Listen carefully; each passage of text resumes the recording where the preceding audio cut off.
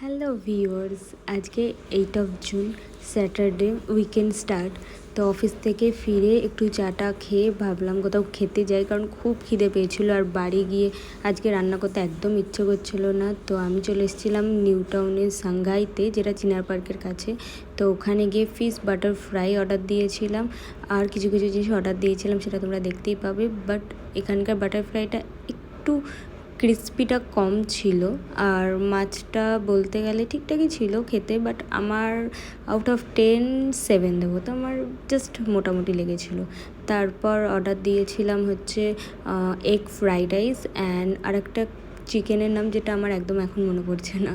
তো সেটাও খেতে খুব ভালো ছিল, একটু স্পাইসি ছিল। তোমরা সাংঘাইয়ের কোন কোন আউটলেটে খেয়েছো আমাকে কমেন্টে জানিও, আর কোন ডিশগুলো তোমাদের সবথেকে ভালো লাগে সেটাও জানিও। এটাই সেই চিকেনটা যেটা একটু স্পাইসি ছিল আর ভালো লাগছিল খেতে এই ফ্রাইড রাইসটার সাথে। আমি এর আগেও সাংঘাইতে খেয়েছি, যেটা ছিল সল্টলেক ব্রাঞ্চে, ওখানকার টেস্টটা একটু ভালো ছিল।